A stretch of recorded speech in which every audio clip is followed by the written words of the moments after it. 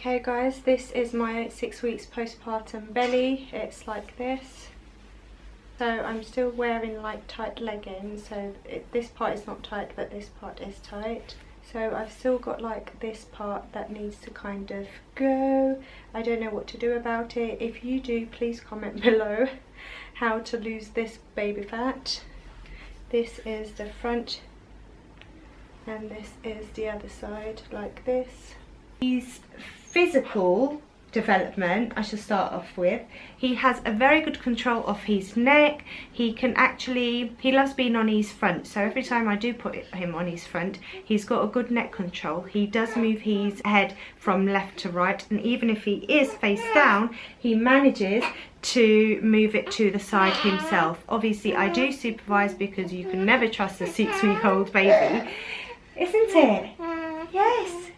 Sometimes Mummy does get scared, but I leave it to you, don't I? He gets very tired sometimes, but I kind of push his boundaries and see how far he can go. Obviously, he doesn't cry while he's doing it. I will put a video right in a second so you can actually see what I mean when I'm trying to say you do tummy time and you have a good neck control. That's about it for physical, really. He has started to grasp onto my top or my hair. So before, last week, he never used to do something like that, but now this week he started onto grasping stuff. But if I do give him like a soft toy, he wouldn't grasp onto that. But if I'm carrying him or somebody else, then he will grasp onto their top or their hair. I think it's close to them, that's why. He moves his hands and his legs a lot, so that's why I've actually brought these small toys for him. What you do with these is, these are the socks ones, so you put these on his feet, and then I have the wrist bangles where you put it on their wrist, and then every time they do move their hand, it makes a jingling noise. So he constantly moves them, constantly shakes your hand, don't you? You're constantly doing this. It's like you're fighting. Yes? That's his physical development. Emotionally, he loves being cuddled. He loves people kissing him. He loves all the love and attention. He just loves the adult warmth. And as you can see, he smiles a lot. He has been smiling since he was born, seriously. I kept thinking he's just smiling for no reason because obviously they can't see. But I don't even now, like, I don't know if he knows what I'm talking about or if he knows what I'm doing, my actions. But he constantly smiles at me, isn't it? Yes, you do. He actually even smiles while he's asleep, you know. Like, I'll put a video right now. Guys, this is what I wanted you guys to see, like, this is what I mean. He actually smiles even when he's sleeping. Like, he's such a smiley baby, isn't it? Yes. Mummy's a smiley person, but Daddy isn't, so I think you took it off me. Yeah? Yes, you agree with me. High five. Yay. He's a very chatty baby. He loves listening to people. If you talk to him 24 hours, he would actually listen to you. Isn't it? When you put him down, he hates being on his own, so you have to constantly show him attention, constantly talk to him. If he's down and you're talking to him, that's fine, but if he's down and you're looking somewhere else, that's not fine. You have to show your full attention to him. That's what he wants. You're attention seeker, aren't you? So that's him emotionally. About his feeding, I exclusively breastfeed. We had a lot of problems for the first 3 weeks, I should say. I had a very bad sore nipple on my left side. It was crazy bad. I mean, I was sweating, I was crying, I was shaking, but I did not give up and I still breastfed, didn't I? I was like, you know, just like biting my teeth. It was so painful, but I did it. Just for you, I did it. I said no formula, I said exclusively breastfeeding, and we went to a lot of lactation consultants. We went to the NHS breastfeeding consultant, we spoke to midwives, the health visitors. All they said is it's natural, it's normal, you know, if you get the positioning right, if he latches on properly, then it will go away. But once it's cracked, when I mean cracked, half of my nipple was actually gone. I mean, how would it recover if I'm constantly giving that breast to him? you know, like it would not recover. And then I called a specialist lactation consultant, and I had to actually pay money to. She came and she said that he's 70% tongue-tied. You know, another thing, we went to a hospital to get him checked. He did have tongue tie, but it was a really tiny, teeny bit. As you can see, he's constantly moving his tongue. He's constantly sticking his tongue out. And when he started doing that on the fourth week, I said, excuse me, no, I am not getting his tongue tie clipped, because the after recovery is going to be worse for him and me. And then what I did is I started expressing my breast milk with my hand. I didn't like using the pump, it hurt like crazy. So I started hand expressing, and everything went back to normal. I did that like, what, 7 times in 24 hours. Every 3 hours I hand expressed my left boob, and my right boob I gave it to him, and my left boob I expressed 2 to 3 ounce every 3 hours, and I gave it to him. Obviously at first it was horrible, it was so bad. It was like tiny drops the first time. I'm serious, tiny drops. And I was like watching film like constantly for an hour. I would express, and then later as you do it, your body gets used to it, and then your body thinks that this breast needs milk every 2 to 3 hours. So then I started having more milk, obviously drinking plenty of water, having plenty of milk, isn't it? We had plenty of milk and yogurt and water to have more supply of breast milk. So his feeding was a whole load of just crazy for me. Also because he did not regain his birth weight until the 27th day. Now that is such an upsetting thing for a mummy, because especially if you're breastfeeding, you don't know how much they're eating. You don't even know if they're eating anything. Yes, he is pooing and he is having wet night nappies, but why isn't he regaining his birth weight? That was a big issue for me. We kept going to see midwives, didn't we? We had health visitors come over to check his weight, but he did gain. He was gaining like 50, 60 grams in 3 days. It wasn't like a big amount. So, and then on the 27th day, I think it was a knockdown, like, and then his body started regaining all his birth weight. Like all of a sudden he kept gaining 400 grams, 370 grams a week. And now you're doing perfectly fine, aren't you? He's 6.400 grams now, 6.400 kg. So that is a lot. He's on the 98 percentile, is that how you say it?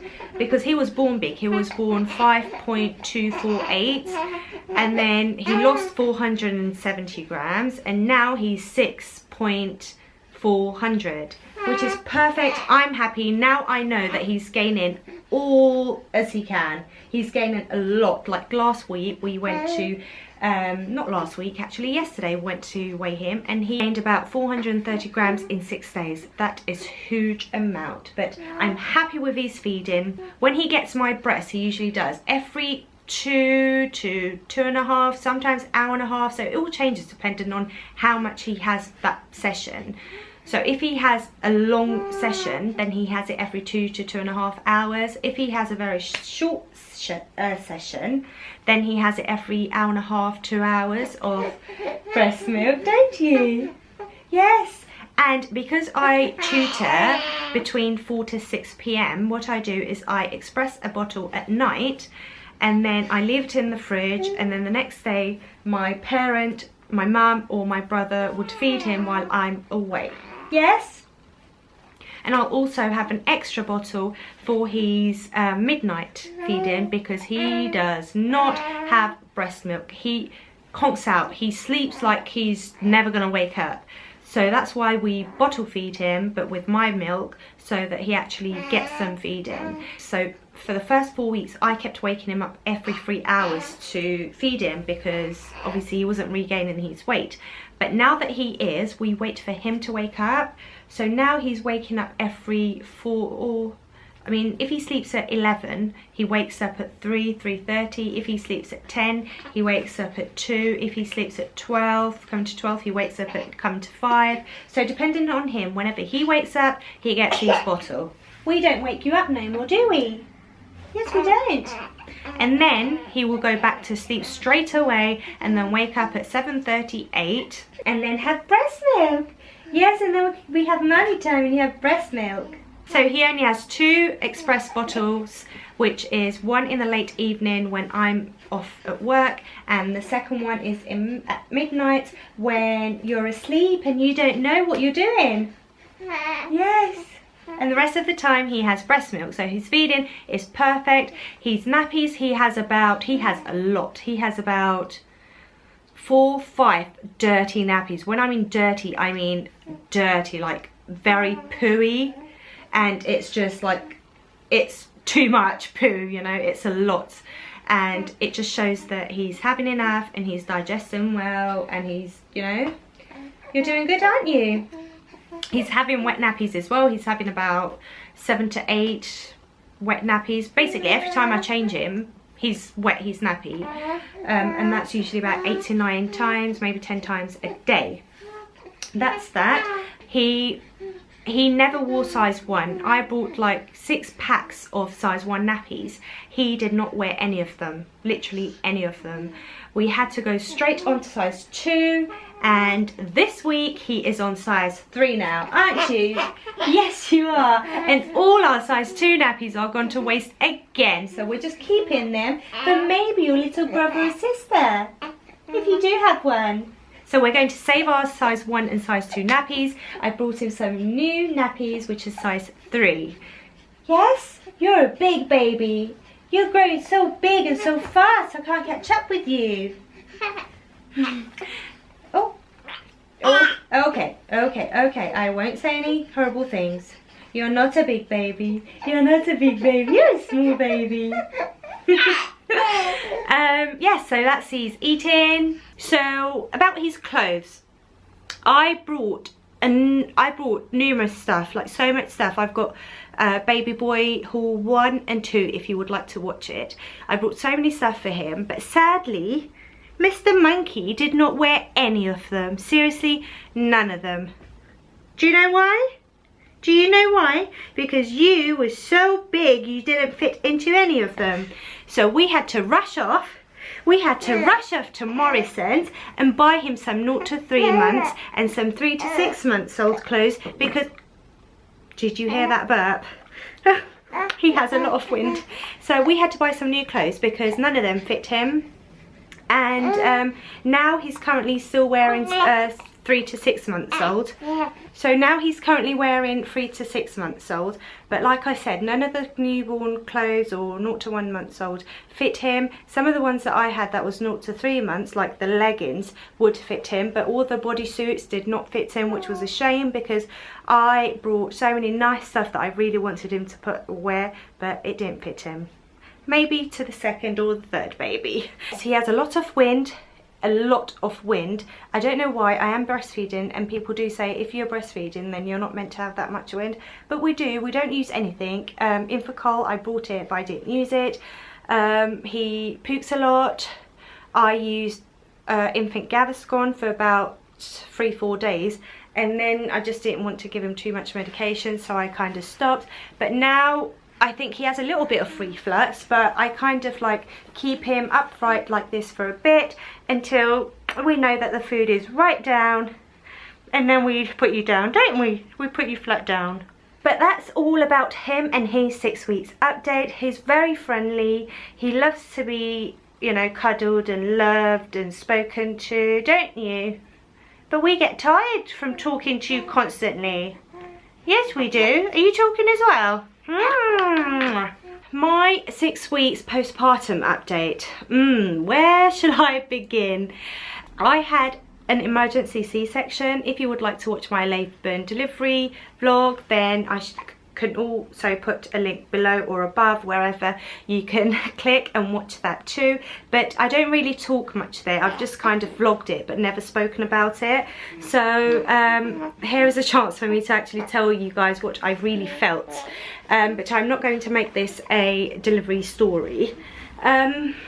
So I did end up having a C-section because he was such a big baby, and they said that he wasn't in the birth canal. His head was not completely there, and his head was swollen, so they said that his heartbeats were getting a bit distressed, so they said emergency C-section. I said okay, shit, because when I was 16 I actually saw a C-section myself. I don't know why I would do that, but I was a clever student and they told me to go to a private hospital to actually see a birth, and I chose to see a C-section. Like, what on earth? Why on earth would I actually want to see a C-section? Anyway, I did. So I saw everything that had actually happened, and that's why when they told me that I was going to have a C-section, I was frightened. I was crying until they actually cut me. I was crying, I was shaking. It was just so scary for me, but all I kept thinking was just like, I'm gonna have a baby soon, everything's gonna go away, you know, I'm just gonna forget about all this. And my mum came with me, so I kept telling her to tell me good things, like tell me all like good stories, so that I can just stop thinking about what's happening in front of me and just concentrate on my baby. Anyway, so after that I was actually very lucky, because I live with my parents. So I have my mum, my dad, my 2 brothers, my brother's wife, my husband, and I called my aunt from Turkey as well. We booked her flight here so that she can take care of me and look after me emotionally and physically after birth, which was perfect. And because she had her 2 daughters and her 2 daughter-in-laws have C-sections, she was professional at looking after people that had a C-section cesarean.